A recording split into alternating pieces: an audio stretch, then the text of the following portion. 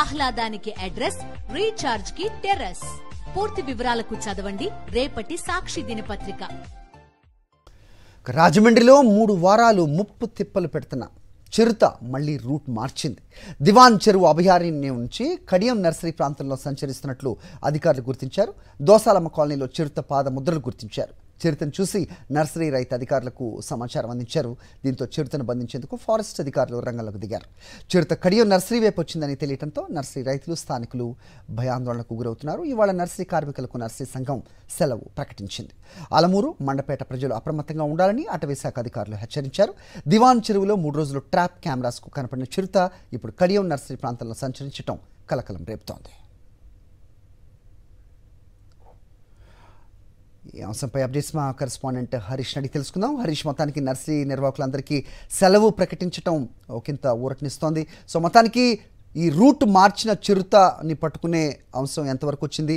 అధికారులు ఏం చెప్తున్నారు, ఫారెస్ట్ ఆఫీసర్స్? దాదాపు 20 రోజులుగా చిరుత సంచారం రాజమండ్రి పరిసర ప్రాంతాల్లో జరుగుతుంది. లాలా చెరువు, దివాన్ చెరువు మధ్యలో 20 రోజులుగా వ్యవహారం కొనసాగుతుంది. చాలా చోట్ల దాదాపు 106 ట్రాక్ కెమెరాలు ఏర్పాటు చేశారు. 7 కేజీలు ఏర్పాటు చేసి నేషనల్ హైవేకి 2 వైపులా ఉన్న రిజర్వ్ ఫారెస్ట్ లో ఏర్పాట్లు చేసి చిరుతను బంధించడానికి అయితే చాలా రోజుల నుంచి ప్రయత్నాలు అయితే చేస్తున్నారు. ఇంతవరకు బోన్లకు అయితే చిక్కలేదు. గడిచిన 3-4 రోజులుగా ఒక్క ట్రాప్ కెమెరాలో కూడా చిరుత సంచారం కనపడలేదు. జనరల్ గా కదలికలు పెద్ద సంఖ్యలో ట్రాప్ కెమెరాలు ఏర్పాటు చేసినప్పుడు ఎక్కడో దగ్గర కనిపించడం పరిపాటికి జరుగుతూ ఉంటది. అయితే ఒక ట్రాప్ కెమెరాలో కూడా ఫుటేజ్ అయితే రాలేదు. దీంతో రూట్ మార్చుకుందా, ఎక్కడికైనా వెళ్ళిందా అనే ఆలోచనలో అధికారులు ఉండగానే క్వైట్ ఆపోజిట్ ఇప్పుడున్న ప్రాంతానికి ఎక్కడైతే చిరుత సంచారం జరిగిందో దానికి పూర్తి విరుద్ధమైన ప్రాంతంలో మళ్ళీ ఇప్పుడు చిరుత సంచారం కనిపించిందని స్థానికులు చెప్పడం జరిగింది.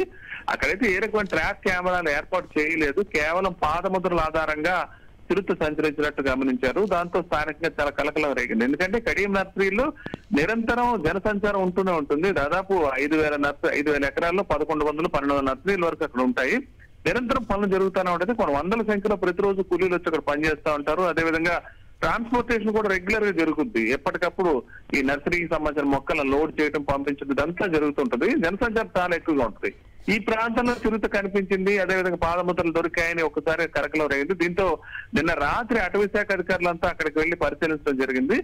కాసేపటికి వర్షం పడటంతో మొత్తం ఈ పాదముద్రలు అంతా కనిపించకుండా పోయినాయి. దాంతో ఇప్పుడు ట్రాప్ కెమెరాలు అక్కడికి షిఫ్ట్ చేసి ఆ ప్రాంతంలో ఏ డైరెక్షన్ లో వెళ్ళింది అనే విషయాన్ని అంచనా వేసుకుని అక్కడ ట్రాప్ కెమెరాలు ఏర్పాటు చేసే ప్రయత్నం అయితే చేస్తున్నారు.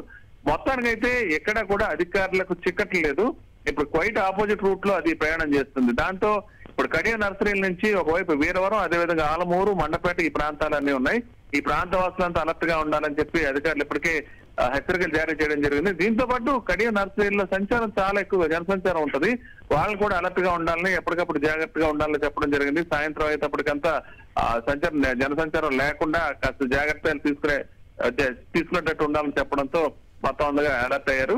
మొత్తానికి ఈ ప్రాంతం నుంచి జాతీయ రహదారి నుంచి అటు కడియం నర్సరీలోకి వెళ్ళటం అధికారులు కూడా ఆశ్చర్యంగా చూస్తుంది. ఎందుకంటే క్వైట్ ఆపోజిట్ రూట్ లో ప్రయాణిస్తుంది. ఇప్పుడు ఎక్కడికి వెళ్తుంది అనే విషయాన్ని అంచనా వేసుకుని అక్కడ ట్రాప్ కెమెరాలు ఏర్పాటు చేసి కేజెస్ ఏర్పాటు చేయాల్సి ఉంటుందని అధికారులు చెప్తున్నారు. ప్రస్తుతానికైతే ఈ ఏర్పాట్లో నిమగ్నం ఉన్నారు అటవీ శాఖ అధికారులు. సరే, రైట్, ఓకే హరీష్.